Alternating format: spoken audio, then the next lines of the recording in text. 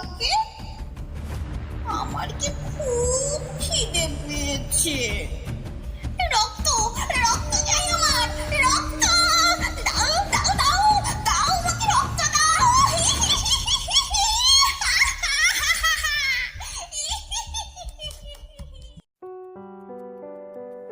কিছু গল্প, কিছু বাস্তব, কিছু প্রেম, কিছু বন্ধুত্ব, এই সব নিয়ে সেজে উঠুক গল্প হলেও সত্যি।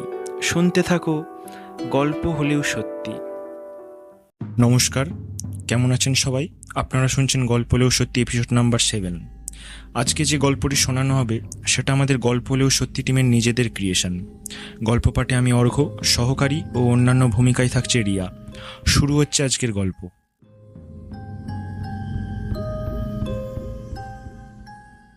শনিবার দুপুর থেকেই আকাশ ভেঙে বৃষ্টি নেমেছে। সারাটা দিন আকাশ কালো হয়ে আছে। পল্টু ডিউটি থেকে বাড়ি ফিরেই কোনো রকমে দুটো খেয়ে ছাতাটা নিয়ে বেরিয়ে গেল। কারেন্ট নেই। দূর থেকে সে দেখতে পেল ঘনাদার চায়ের দোকানের হ্যারিকেনটা জ্বলছে। সে দোকানে ঢুকে দেখল বুবাই একে একটা মাদুর পেতে নিচে বসে আছে, আর ঘনাদা তার দোকানে কাজকর্ম করছে। পল্টু দোকানে ঢুকেই বুবাইকে বলল, কিরে, 8টা বেজে গেল, এখনো কেউ এলো না? বুবাই কোনো উত্তর দিল না দেখে ঘনাদা পাশ থেকে বলল, আরে এসে যাবে, চিন্তা করো না, সবে 8টা বাজে, তার উপর বৃষ্টি হচ্ছে, এই সব এলো বলে। পাড়ার একদম শেষে রাস্তার ধারে ঘনাদার চায়ের দোকান। দোকানটা খুব বড় নয়, মাটির দেওয়াল ও টালির চালের ছোট্ট একটা কুঁড়ে। এইসব চা দোকান হলো পাড়ার উঠতি ইয়ং ছেলেদের জন্য স্বর্গ। তাস খেলা থেকে শুরু করে আড্ডা মারা, সিগারেট খাওয়া সবই এখানে। প্রত্যেক শনিবার রাতে ঘনাদার চায়ের দোকানে তাসের আসর বসে।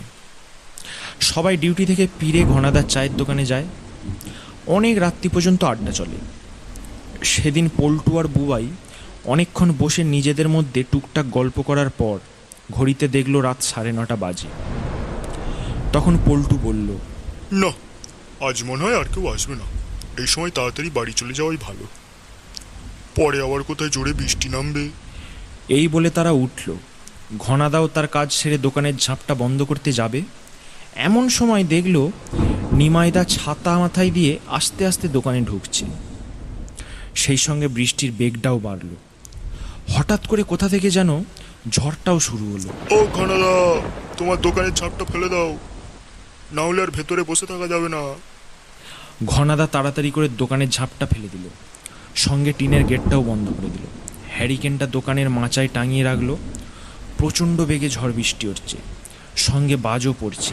সেই গুমটি চায়ের দোকানের ভেতরে 4 জন বসে আছে, ঘনাদা, পল্টু, বুবাই ও নিমাইদা। পল্টু বলল, ওহ, যা বৃষ্টিটা এলো, মনে হয় আজ আর বাড়ি যাওয়া হবে না। আজ মনে হয় তোমার দোকানেই রাতটা কাটাতে হবে। কি বলো নিমাইদা? নিমাইদা এক কোণে চুপ করে বসে আছে, তার মুখে কোনো কথা নেই, কিন্তু কিছু একটা নিয়ে গভীর চিন্তায় মগ্ন। পল্টু আর বুবাই দুজনে একবার মুখ চাওয়াচাওয়ি করে পল্টু শেষ পর্যন্ত জিজ্ঞাসা করল, এই কি ব্যাপার বলো তো নিমাইদা, কিছু হয়েছে নাকি? বুবাই পাশ থেকে ফিস ফিস করে বলে উঠল, কি আবার হবে, এক্ষুনি যত সব ঢপের চাপগুলো দিতে শুরু করবে। নিমাইদা কথাটা শুনতে পেয়ে বুবাইয়ের দিকে একবার কটমট করে তাকালো। বুবাই অমনি মুখটা পল্টুর পেছনে লুকিয়ে নিল। বুবাই, কি হচ্ছেটা কি? দেখছিস নিমাইদার মনটা খারাপ। নিমাইদা হলো তাদের আড্ডার প্রধান লোক, তাকে ছাড়া আড্ডা জমেই না। নিমাইদা এমন একটি সংস্থায় কাজ করে যারা বিজ্ঞান প্রচার করে। যেখানে কোনো কুসংস্কার বা ভুতুরে কাণ্ডকারখানা দেখে সেখানে গিয়ে সেখানকার মানুষদের বিজ্ঞান নিয়ে বোঝায়, যুক্তি দিয়ে বোঝায় যে সেটা কেন হচ্ছে। কাজেই অনেক ধরনের ভুতুরে অভিজ্ঞতা তার আছে, তাই তার কাছে গল্পের বা কাহিনীর ভাণ্ডারও প্রচুর। কাজেই এইরকম একটা দিনে, এইরকম একটা বৃষ্টিমুখর রাতে কাহিনী শোনার নেশাটা তারা সামলাতে পারল না। পাছে বুবাইয়ের কথাতে যদি প্ল্যানটা ভরকে যায়, তাই পল্টু একটু ধমক দিয়ে দিল বুবাইকে। পল্টু এবার একটু আমতা আমতা করে বলেই ফেলল, বলছি, এখন তো বাড়ি যাবার কোনো উপায় নেই, সে বসেই থাকতে হবে। ততক্ষণ নিমাইদা যদি একটা গল্প বলো আমাদের। নিমাইদা একবার পল্টুর দিকে তাকালো। পল্টু সঙ্গে সঙ্গে ঘনাদার দিকে ঘুরে বলল, এই ঘনাদা, সবার জন্য একটু ভালো করে চা করো তো। ঘনাদা চা করতে গেল। পল্টু একটা সিগারেট ধরালো। ঝমঝম করে বৃষ্টি হচ্ছে, সেই সঙ্গে পাল্লা দিয়ে বাজও পড়ছে। গুমটি ঘরের মাচাতে হ্যারিকেনের আলোটা ক্ষীণ হয়ে জ্বলছে। সবাই চুপ। নিমাইদা চিন্তিত মুখে একটু ভারী গলায় বলে উঠল, ওদেরকে একটা জিনিস দেখাই, দাঁড়া। ঘরের সবাই একটু নড়ে চড়ে বসল, সবাই নিমাইদার দিকে তাকিয়ে। নিমাইদার চোখে মুখে একটা বিষণ্ণতার ছাপ। সে পকেট থেকে আস্তে আস্তে একটা সাদা কাপড়ে মোড়া কিছু একটা জিনিস বার করলো। জিনিসটা বার করে সযত্নে মেঝেতে পাতা মাদুরের ওপর রাখল। তারপর ধীরে ধীরে সাদা কাপড়ের আবরণটা খুলে দিল। একটা মূর্তি, লম্বায় প্রায় 7 ইঞ্চি হবে, কুচকুচে কালো একটা পাথরের মূর্তি। মূর্তিটা দেখতে একটা নারীর মতো। পরনে তার কোনো কাপড় নেই, শুধু মুখের 2 সাইড দিয়ে দুটো বড় বড় দাঁত সামান্য বেরিয়ে আছে। এছাড়া মূর্তিটার মধ্যে তেমন কোনো বিশেষত্ব নেই। মূর্তিটা মেঝেতে রাখা আছে, সবার দৃষ্টি সেটার ওপর। পল্টু বলে উঠল, ও তেরি, এটা কিসের মূর্তি গো নিমাইদা? কই দেখি তো একবার। এই বলে পল্টু মূর্তিটা হাতে করে নিতে গেল, অমনি নিমাইদা তার হাতটা ধরে নিল সঙ্গে সঙ্গে। ভুল করেও হাত দিস না ওটাতে, ভুল করেও না।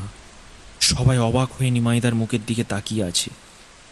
তার মুখটা যেন কেমন ফ্যাকাশে হয়ে আছে। হঠাৎ একটা জোরে বাজ পড়ল। সবাই যেন একটা ঘোরের মধ্যে ছিল। বাজের আওয়াজে সবার ঘোরটা কাটল। ঘনাদা চা নিয়ে এলো। এই নাও সবার চা। সবাই একটা করে সিগারেট ধরালো। চা খেতে খেতে পল্টু জিজ্ঞাসা করলো, কি ব্যাপার বলো তো নিমাইদা? এমনভাবে হাতটা তুমি ধরলে মনে হয় ওটাতে হাত দিলে কি নাই কি হয়ে যেত। এটা খুলে বলো তো, কেসটা কি? কোথা থেকে জোগাড় করলে এটা? এটাতে হাত দিলে কি হবে? জানি না, ওতে হাত দিলে কি হবে আমি জানি না, তবে এটুকু বলতে পারি, যা হবে সেটা অত্যন্ত ভয়ানক, অত্যন্ত ভয়ানক সেটা। ব্যাস শুরু হয়ে গেল তোমার ঢপবাজি। একটা সামান্য মূর্তিতে হাত দিলে নাকি ভয়ানক কিছু হয়। নাও এবার এই বৃষ্টির মধ্যে সারা রাত জেগে বসে বসে তোমার ঢপবাজি শুনতে হবে। ভালো লাগে না যত সব। পল্টু ইশারায় বুবাইকে চুপ করতে বলল। নিমাইদা ভয়ার্ত চোখে বুবাইয়ের দিকে তাকিয়ে বলল, তোর ধারণাতেও নেই কি অসম্ভব ক্ষমতা এই মূর্তির। এই মূর্তি হলো একটা অভিশপ্ত মূর্তি। এই মূর্তি যে হাতে নেয় তার জীবনে নেমে আসে গভীর অমাবস্যা। কথাগুলো বলে নিমাইদা একটু হাঁপাতে লাগলো। কিন্তু নিমাইদা, তুমি এই ভয়ানক মূর্তি পেলে কোথায়?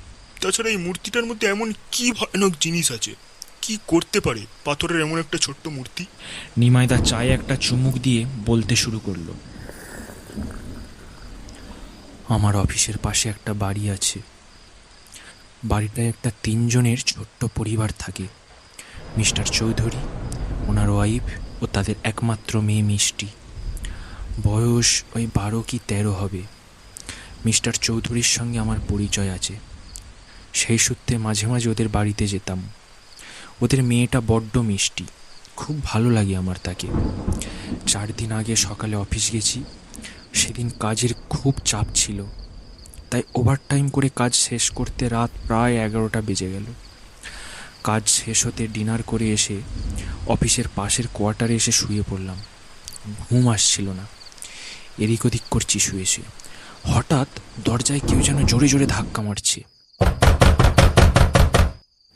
ঘড়িতে দেখলাম 12টা 10। উঠে গিয়ে দরজাটা খুললাম। নিমাইদা, নিমাইদা তাড়াতাড়ি একবার চলো, একটু তাড়াতাড়ি চলো।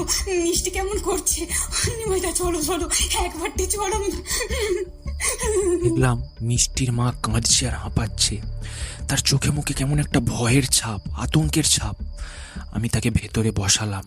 আহা বৌদি, শান্ত হও, কি হয়েছে বলো? মিষ্টির কি হয়েছেটা কি? মিষ্টি কেমন করছে? একবারটি চলো না নিমাইদা।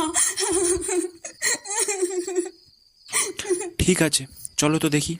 মিষ্টিদের ঘরে গিয়ে এক মুহূর্তের জন্য চমকে উঠলাম তাদের ঘরের অবস্থা দেখে। আমি তাদের ঘরে এর আগেও অনেকবার গেছি, কিন্তু এত অগোছালো আগে কখনো দেখিনি। সারা ঘর যেন লণ্ডভণ্ড হয়ে আছে। এদিক ওদিক জামা কাপড় ছড়ানো, ঘরের আসবাবপত্র সব এদিক ওদিক ছড়িয়ে ছিটিয়ে পড়ে আছে। সব থেকে বেশি চমকে উঠলাম মিষ্টিকে দেখে। দেখলাম দেখলাম সে তার বাবার কোলে মাথা রেখে অবচেতন হয়ে মেঝেতে পড়ে আছে। তার বাবা তাকে জড়িয়ে ধরে কাঁদছে। আর আর দেখলাম তার বাম হাতটা অনেকটা কেটে গেছে, সেখান দিয়ে গল গল করে রক্ত পড়ছে, রক্তে ভেসে যাচ্ছে তার গোটা জামা। পাশে পড়ে রয়েছে একটা ছুরি। তার মা দৌড়ে গেল তার কাছে। মিষ্টি রে, তোর কি হয়েছে? একবারটি চোখ খোল না মা, তোর কি হয়েছে? কি হলো তোর? হে ভগবান, কি সর্বনাশ হলো আমার। মিষ্টি রে, একবারটি চোখ খোল না মা। আমি দৌড়ে গেলাম মিষ্টির কাছে। দেখলাম মিষ্টি অজ্ঞান হয়ে পড়ে আছে। তাড়াতাড়ি করে ফার্স্ট এড বক্সটা নিয়ে এসে মিষ্টির কাটা জায়গায় ব্যান্ডেজ করলাম। রক্ত ঝরাটা একটু থামানো গেল। তাকে ধরে বিছানায় শুইয়ে দিলাম। মিষ্টির মা তখনও কেঁদে চলেছে। আমার মেয়ের কি হয়ে গেল? ও কেন এমন করছে? ওর কিছু হয়ে গেলে আমি বাঁচবো না, আমি বাঁচবো না। আমার হঠাৎ একটা জিনিসের উপর চোখ পড়ল। দেখলাম মিষ্টি যেখানটায় শুয়েছিল ঠিক তার মাথার কাছে একটা কালো মতো মূর্তিটার মাথা থেকে রক্ত গড়িয়ে গড়িয়ে এসে তার মুখ থেকে বেরিয়ে থাকা দুটি দাঁতের ঘোড়ায় জমা হচ্ছে। দেখেই আমার বুকটা কেঁপে উঠল। আমি মিষ্টির মাকে জিজ্ঞাসা করলাম, বৌদি, এটা কি? আর এটার গায়ে এভাবে রক্ত লাগলো কি করে? হ্যাঁ, এই মূর্তিটা আজকে আমার মেয়ে নদীর ধার থেকে কুড়িয়ে পেয়েছে। সকালে আমি আর মিষ্টি একটু নদীর ধারে ঘুরতে গিয়েছিলাম, সেখান থেকে ওটা কুড়িয়ে পাই। কিন্তু বৌদি, সেটা ঠিক আছে, এটার গায়ে রক্ত লাগলো কেমন করে? কথাটা শুনেই মিষ্টির মা ভয়ে ভয়ে একবার তার বাবার দিকে তাকালো। তারপর জোরে হাউ হাউ করে কেঁদে উঠল। তারপর কাঁপা কাঁপা গলায় আমাকে বলল, নিমাইদা, আমার মনে হয় এই মূর্তিটা হলো একটি অভিশপ্ত। হ্যাঁ, অভিশপ্ত মূর্তি। এই মূর্তির মধ্যে কিছু একটা আছে, কারণ ওই মূর্তিটা আনার পর থেকেই মিষ্টি এমন করছে। মানে একটা মূর্তি আবার কখন অভিশপ্ত হতে পারে? যত সব ভুল ধারণা তোমাদের। আর তাছাড়া মিষ্টির হাত কাটার সঙ্গে এই মূর্তিটারই বা কিসের সম্পর্ক? হ্যাঁ, সম্পর্ক আছে। আমি হড়প করে বলতে পারি, এর সঙ্গে কিছু তো একটা সম্পর্ক আছে। তুমি এতটা শিওর ভাবে বলছো কি করে? বলছি কারণ আজ আমরা নিজের চোখে যা দেখেছি আর নিজের কানে যা শুনেছি, তা কি করে অবিশ্বাস করব? কিন্তু বৌদি, তুমি কি দেখেছো? বৌদি আর কোনো উত্তর দিল না। সে শুধু গুমড়ে গুমড়ে কাঁদতে লাগলো। আমি তাদেরকে অনেক জিজ্ঞাসা করলাম, কিন্তু কেউ মুখে কোনো কথা বলল না। শেষমেশ পরিস্থিতি একটু স্বাভাবিক হতে নিজের কোয়ার্টারে ফিরবো বলে উদ্যত হয়েছি। ঠিক সেই সময় আমার চোখ পড়ল মূর্তিটার দিকে। দেখলাম তার বড় বড় দাঁতের গোড়ায় যে রক্ত জমেছিল, সেই রক্তের আর এক ফোঁটাও নেই। সেই রক্তের আর এক ফোঁটাও অবশিষ্ট নেই তার মুখে। কেউ যেন ধুয়ে মুছে সব সাফ করে দিয়েছে, কিংবা কেউ যেন জিভ দিয়ে সব চেটে নিয়েছে। কিন্তু ওই সময়ের মধ্যে আমাদের তিনজনের মধ্যে কেউই মূর্তিটার গায়ে হাত দিইনি। চোখের ভুল ভেবে সেদিনকার মতো চলে গেলাম। পরের দিন সকালে যেমন অফিস যাই গেলাম, সব কিছুই স্বাভাবিক ছিল। মিষ্টির বাড়ি থেকেও আর কোনো খবর এলো না। সেদিনও ওভারটাইম করে দেরিতে কোয়ার্টারে পৌঁছালাম। কোয়ার্টারে ফিরতে ফিরতে প্রায় 10টা বেজে গেল। বাড়ি ফিরে খাওয়া দাওয়া শেষ করে বিছানায় শুয়ে পড়লাম। সেদিনও দরজা ধাক্কানোর শব্দে ঘুমটা ভাঙল।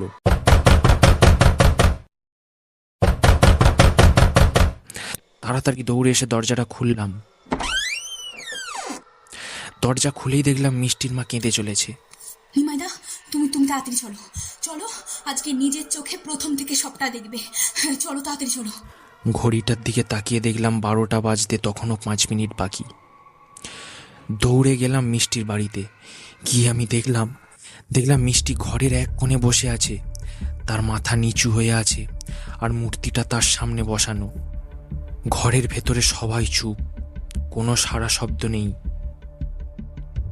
টিক টিক করে ঘড়িতে 12টা বাজলো। 12টা বাজার সঙ্গে সঙ্গে লক্ষ্য করলাম মিষ্টি আস্তে আস্তে তার মাথাটা উপর দিকে তুলছে। দেখলাম তার চোখ দুটো সম্পূর্ণ রক্তবর্ণ, এমনকি চোখের তারা দুটোও বোঝা যাচ্ছে না। সে থরথর করে কাঁপছে। ঠিক তার পরক্ষণেই শুনতে পেলাম কেউ যেন খনা গলায় হাসছে।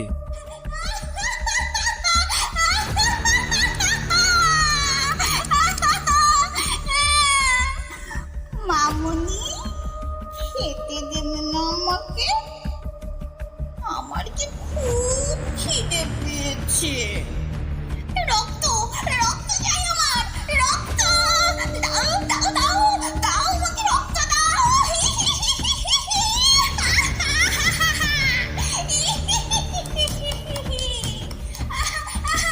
সেই গগন বিদারী হাসির আওয়াজ শুনে বুকটা শুকনো হয়ে গেল। মিষ্টির দিকে লক্ষ্য করে দেখলাম সে ছটফট করছে, সে কিছু একটা খুঁজছে। দেখলাম কালকের সেই ছুরিটা নিয়ে এসে আমাদের চোখের সামনে তার বাম হাতটা অনেকটা জায়গা চিরে ফেললো, গল গল করে রক্ত বেরোচ্ছে।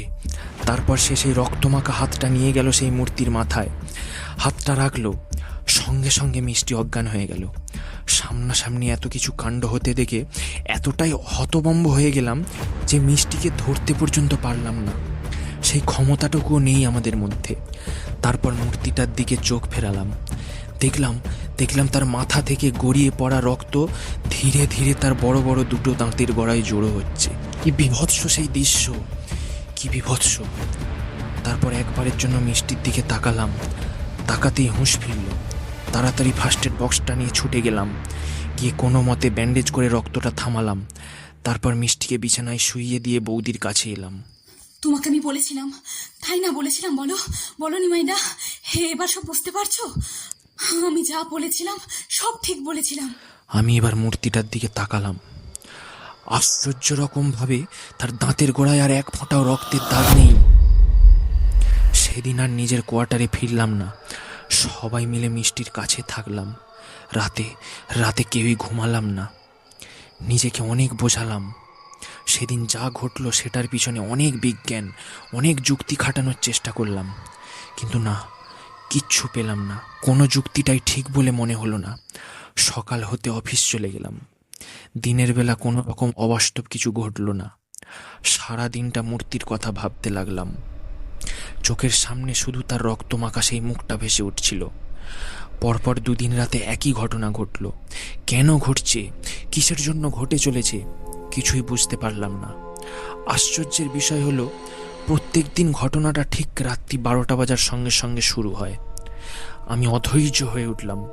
মনে মনে ঠিক করলাম এই মূর্তির রহস্য আমাকে উদ্ঘাটন করতেই হবে।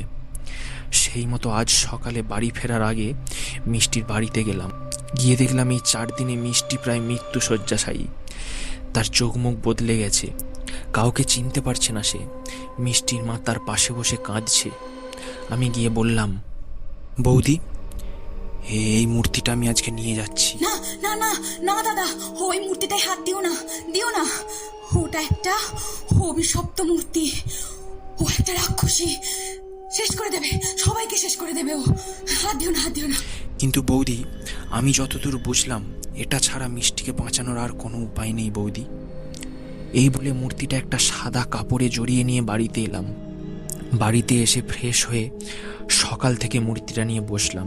মূর্তির রহস্য উন্মোচনের জন্য এর পেছনের বিজ্ঞান, এর পেছনের যুক্তি খুঁজতে লাগলাম। সকাল থেকে অজস্র বিজ্ঞান বই ও বিজ্ঞান বনাম কুসংস্কার বই, এই সমস্ত বইগুলো খুঁজতে লাগলাম। সারা সকাল ঘাঁটাঘাঁটির পরেও কোথাও কিচ্ছু খুঁজে পেলাম না। শেষ পর্যন্ত দুপুরের দিকে বিজ্ঞান খোঁজা বন্ধ করে দিয়ে ভারতের পুরনো রাজরাজা ও জমিদার বংশের ইতিহাস ঘাঁটতে লাগলাম। সেই রকমই একটা বইয়ে একটা পাতায় রত্নপুরের জমিদার বাড়ির কাহিনী লেখা ছিল। সেখানেই একটা জায়গায় দেখতে পেলাম এই মূর্তিটার ছবি। মূর্তিটার নামটা কি লেখা ছিল তা বুঝতে পারলাম না। মূর্তিটার সম্বন্ধে যতটা লেখা ছিল সেটা পড়লাম। সেখানে লেখা ছিল আজ থেকে 150 বছর আগে রত্নপুরের জমিদার আদিত্য নারায়ণ এই মূর্তি বানিয়েছিলেন। কেন বানিয়েছিলেন, কখন বানিয়েছিলেন, সেসব কিছুই লেখা নেই।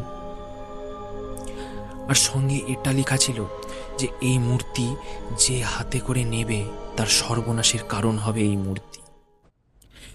এই পর্যন্ত বলে নিমাইদা একটু থামল।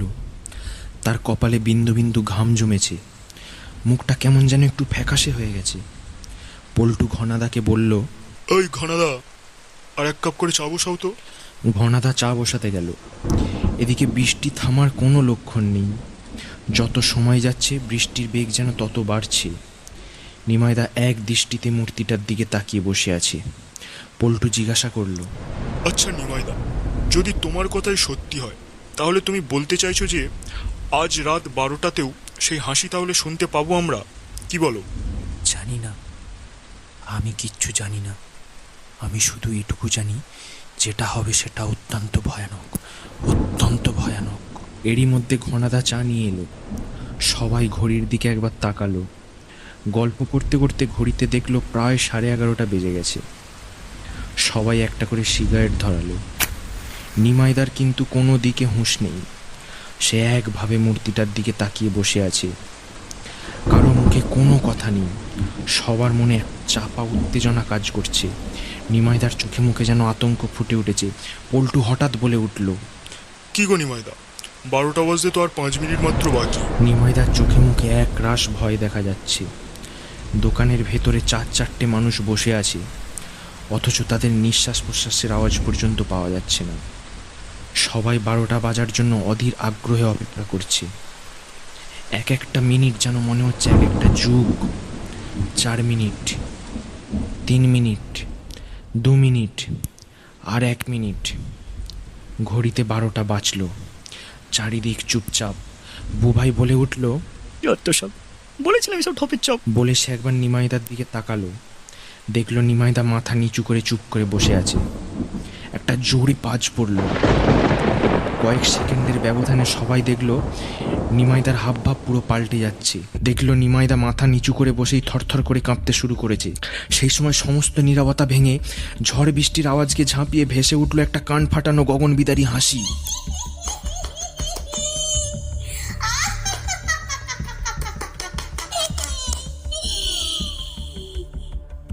নিমাই, আমাকে তুই খেতে দিবি না? বল, আমাকে তুই বাড়িতে আনলি, আমার গায়ে হাত দিলি, আমাকে খেতে দিবি না? রক্ত দে, আমায় রক্ত দে। রক্ত চাই, রক্ত চাই আমার নিমাই, রক্ত চাই, রক্ত দে। সে হাসির আওয়াজে যেন গোটা পৃথিবী কেঁপে উঠল। দোকানের সবাই ভয়ে ঠকঠক করে কাঁপছে, একমাত্র নিমাইদা ছাড়া। সবাই নিমাইদার দিকে দৃষ্টি নিক্ষেপ করলো। দেখলো নিমাইদা আস্তে আস্তে মুখ তুলছে, কাঁপতে কাঁপতে।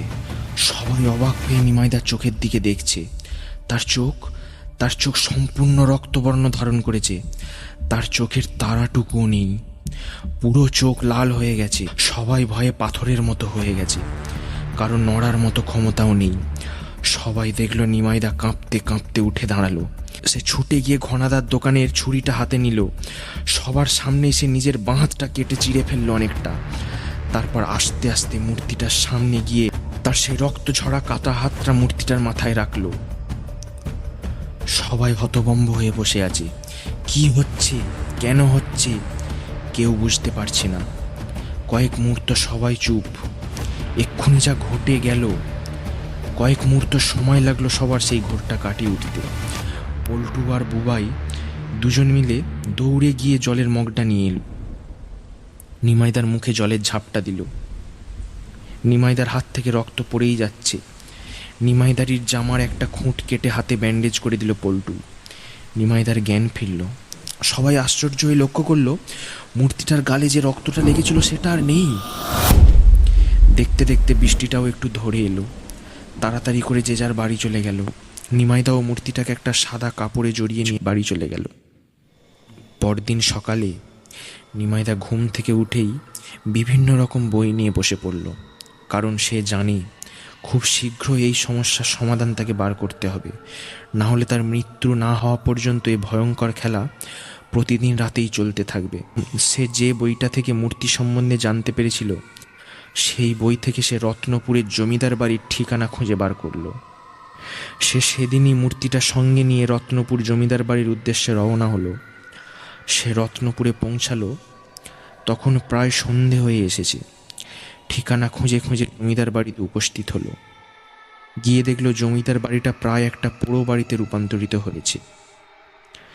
জমিদার বাড়ির রক্ষণাবেক্ষণের জন্য একটি বুড়ো চাকর আছে।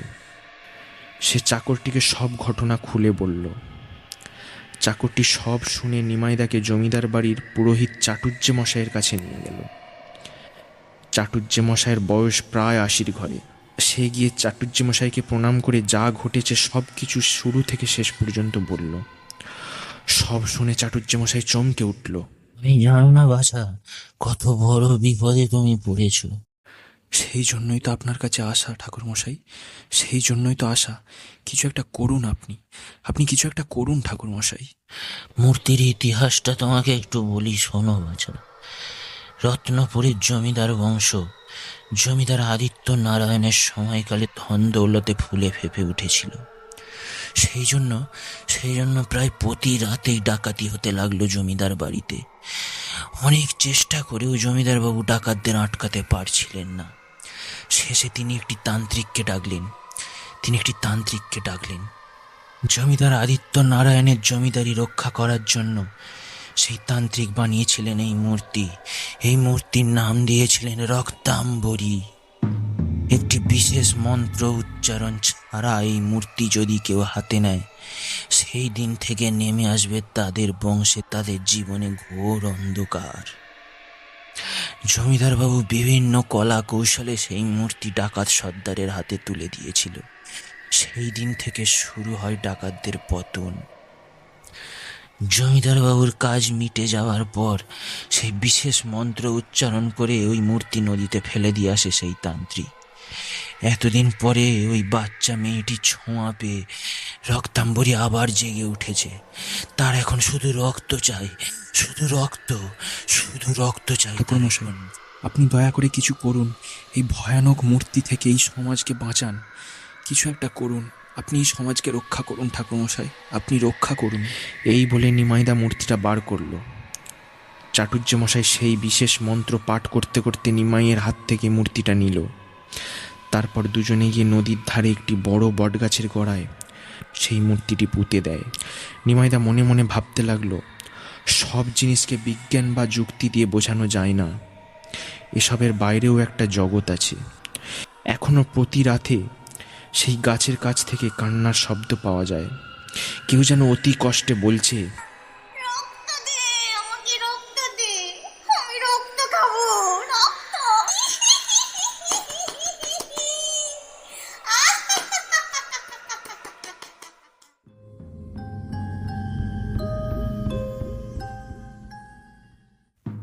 নমস্কার। এতক্ষণ আপনারা শুনছিলেন গল্প হলেও সত্যি টিমের নিজেদের ক্রিয়েশন রক্তাম্বরী। আশা করি ভালো লেগেছে। ভালো লাগলে চ্যানেলটি অবশ্যই সাবস্ক্রাইব করে পাশে থাকুন। আপনাদের লাইক করা, সাবস্ক্রাইব করা আমাদের গল্প পরিবেশনকে আরও উদ্বুদ্ধ করে তোলে। ধন্যবাদ পাশে থাকার জন্য। ভালো থাকবেন, সুস্থ থাকবেন। শুভরাত্রি। দেখা হচ্ছে আগামীকাল ঠিক রাত্রি 10টায়।